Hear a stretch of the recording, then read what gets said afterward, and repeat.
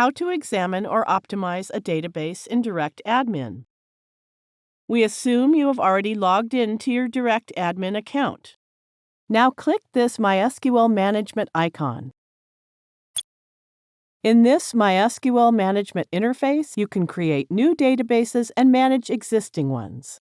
Here it shows the existing databases. Check the box and select the database you wish to examine. Now you can select as many databases as you wish to examine at a time. Now click Check. It displays a report of check operation.